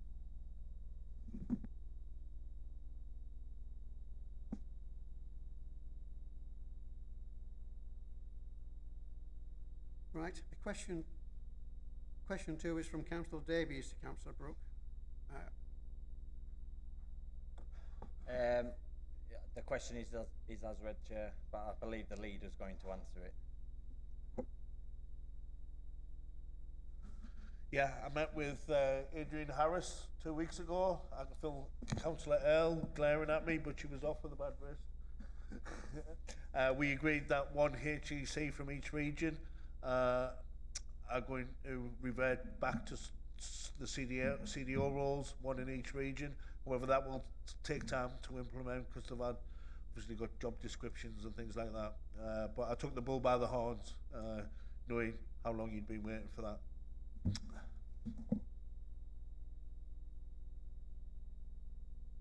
you.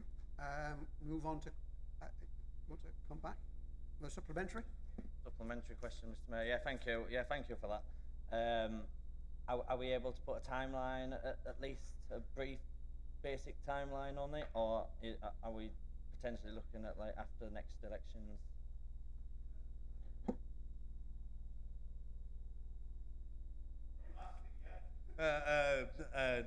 Without Adrian in the room, it would be unfair for me to. Capacity is always an issue, as you know, being in this chamber since 2015. A lot less officers than used to be, but needless to say, I've asked for an update by the end of Jan. So, but again, I'll come back to you, Wayne. Okay, thank you both. Question 3, question from Councillor Cutler to Councillor Brooke. Thank you, Mr. Mayor. Once again, can I just give total respect to Councillor Brooke in his position. He often came up to Broughton Ward and he supported us quite well, especially through the problems that we're having in the brickyard. But can I also do like Councillor Grogan has said, can we just wait for the next member to be put into place before we ask the question? Thank you. Thank you much. In which case we can move on to question 4, a question from Councillor Leroy to Councillor Brown, Leader of the Council.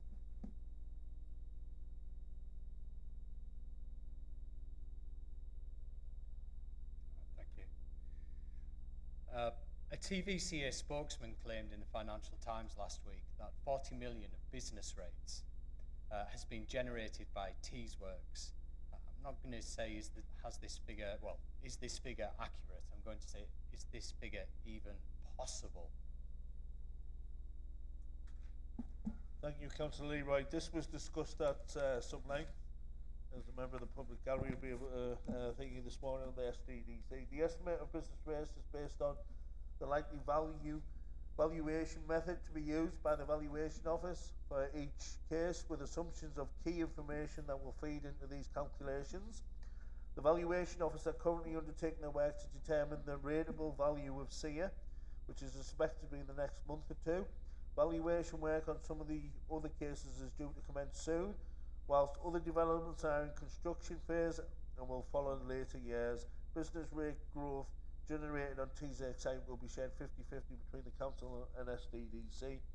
The Council's current MTFP anticipates additional business rate income increasing by 21 million per annum by 28-29. So I tend to agree with your sentiment. It was slightly inflated for the headline, shall we say, which has been a symptom of that particular body over the last few years.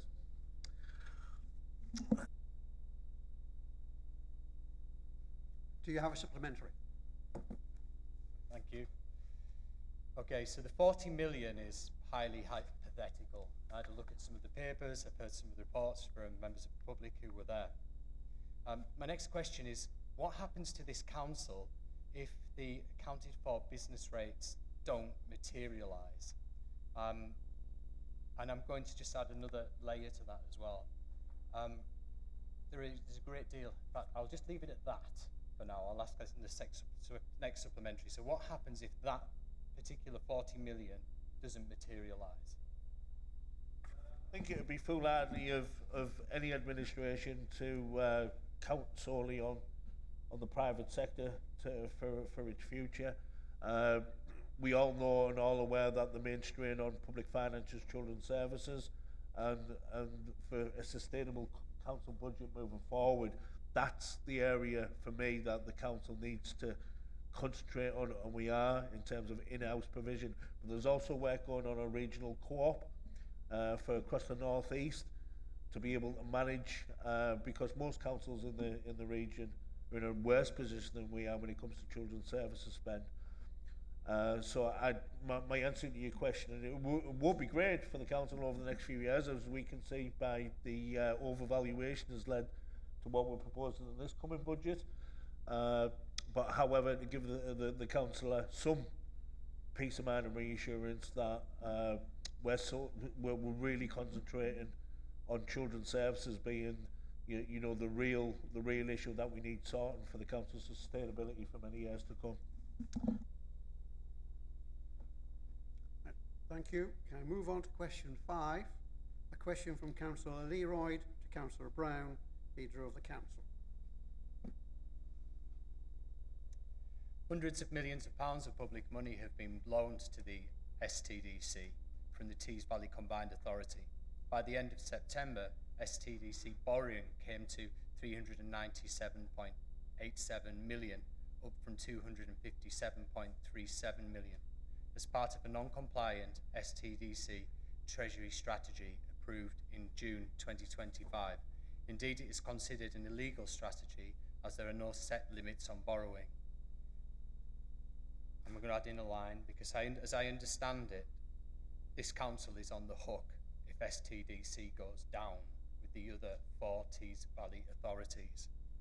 So, please can the council leader tell the council why, as STDC Vice Chair, he agreed to the non-compliant strategy? What was the background behind it?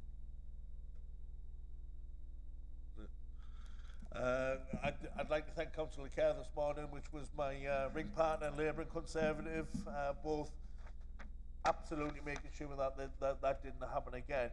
But actually in June 2010, the published minutes of the STD board meeting held on that date show the board accepted recommendations under Section 24, Schedule 7 of the Local Audit and Accountability Act of 2014, following a letter from the external auditors, Ernst & Young, hence why the board accepted the recommendations.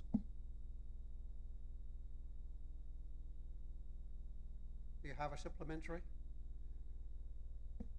So the STDC currently, according to the minutes from the meeting in December, is asking for a loan interest holiday from the TVCA. The income to the STDC, and we've seen there in terms of the increasing debt profile, that debt will never be paid off, owning only 10% of the site. If we take a look over the fence at the turnover during this period, we see 54 million 21 to 22, 143 22 to 23, 23 to 24, 22 million, and then dropping down to 6.3 million. Meanwhile, 30 million on 29.7 million of dividends were given out on this last round.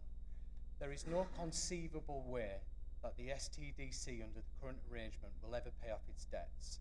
This council is on the hook for those debts with the other 4 authorities. So I'm asking you as council leader, will you help me in a motion that I'll put before council in 2 councils' time, asking for the government for a second compulsory purchase of the STDC area to enable this council to pay off those debts through an amnesty? The immediate answer is no, and the reason being rationale between the Inland investors already planned coming in that are in the pipeline. I think the most important thing here is the job creation. Now, the councillor mentions that the bill falling back to the local authority. Myself, the chief executive, the monitoring officer have consulted, and we have looked at legal advice to ensure that should the STDC for any reason go belly up, that the bill does not fall back from the 5 local authorities. We have been repeatedly told by the monitoring officer at the TVCA this not be the case, but we are ourselves ensuring through the chief executive is one of the main things Brian's took up since he took seat, to ensuring that the council will be safe from any future collapse of the SDDC.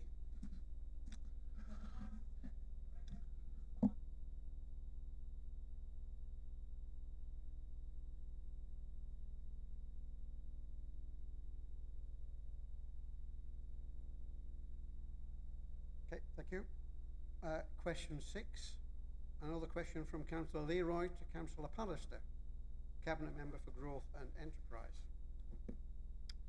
Is there a relationship between Grangetown Employment Hub and the charitable organisation Future Regeneration of Grangetown, FROG? And if so, what is your relationship to both entities?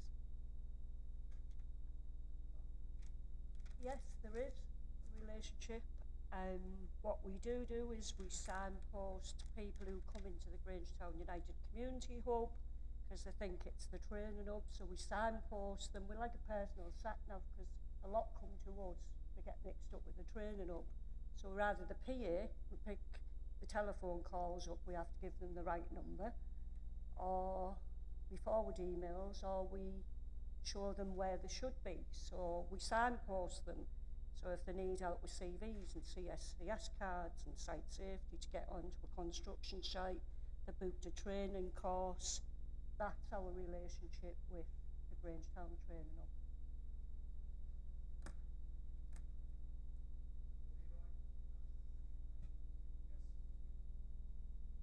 Is money transferred from the Grangetown Employment Hub to the Future Regeneration of Grangetown, FROG? Is money routinely transferred between the two? No, there's been no money transferred. Can I just give you a little bit of background to the Grangetown Training Hub? Because I think it's worth talking a little bit. So in 2017, the then Chief Exec, Amanda Skelton, asked me to chair a Grangetown Pilot Poverty Action Partnership. So at the time, it was, as a lot of partnerships are, started off quite buzzy, and then it was more talk than action. So the then employment manager for the council, Graham Hubbard, and I had a bit of a conversation, because we used to have the meetings in the Grangetown, was called the Neighbourhood Centre then. So we had a bit of a chat, and it was when MGT were about.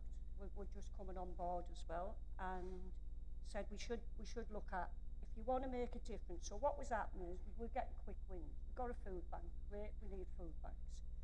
We got CAB to do a bit more advice sessions, great.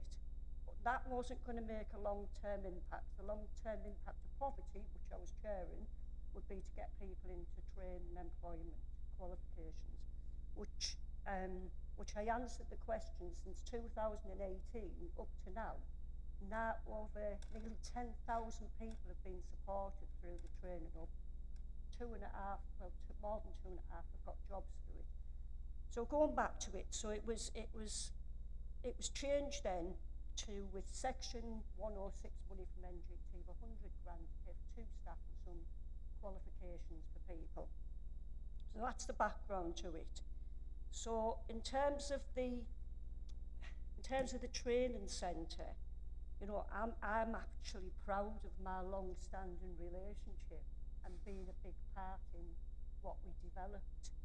The money, have we have any money from the training centre to? Not a penny. Not a penny. And we won't be getting a penny.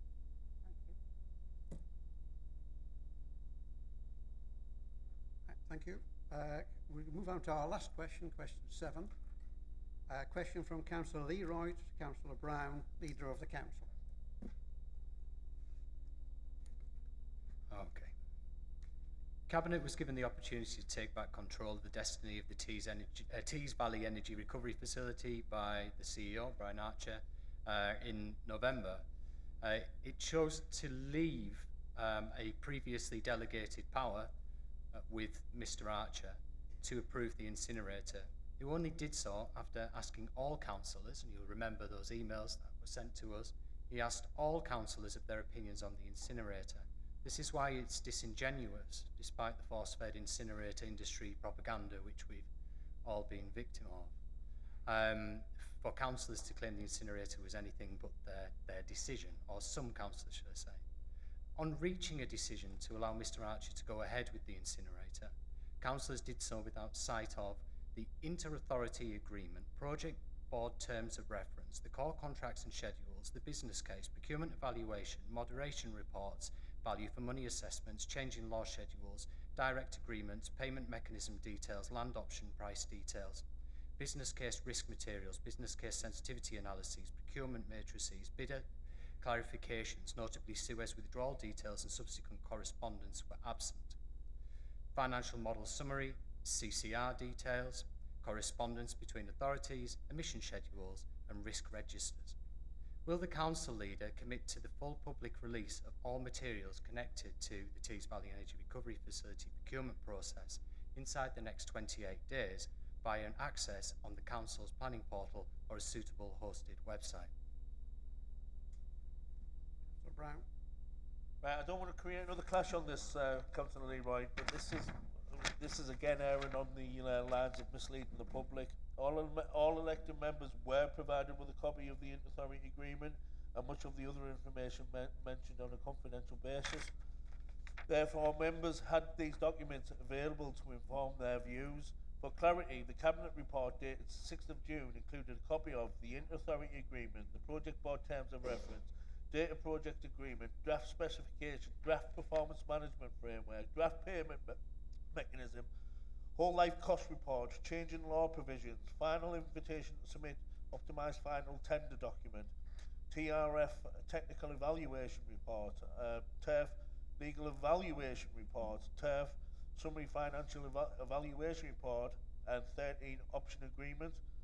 The Cabinet report dated the 30th of October 25 included the Viridor payment and decision document and the whole life cost analysis.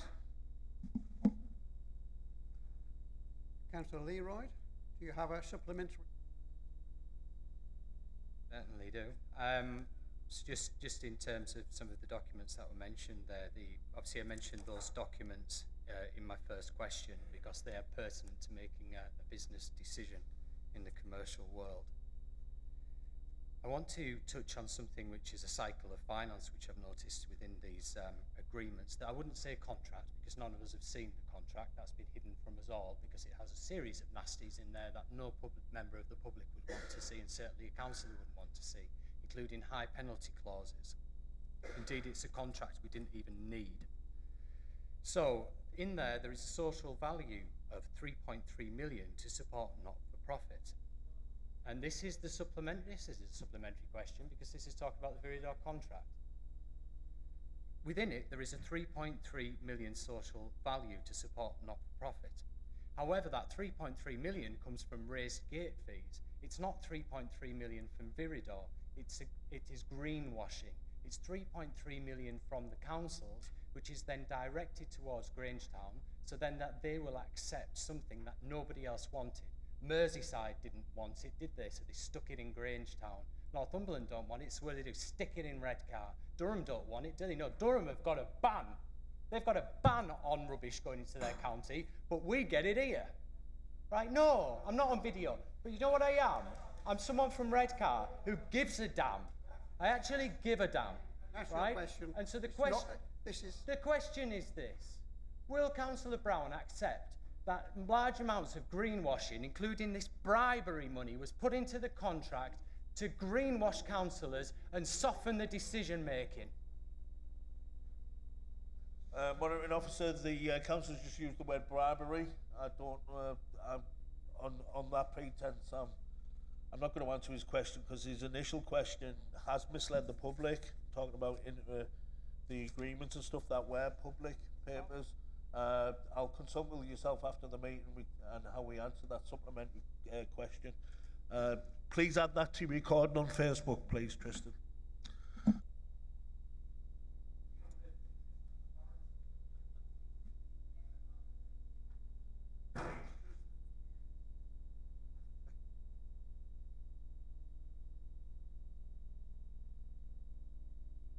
Can we all settle down now? After that, the bit in front. Can I say to everybody, thank you very much for attending this afternoon's meeting. That was the last of our questions today. So you'll be pleased to know we've just over 2 hours, we've completed today's work. Can everyone, yes, upstand?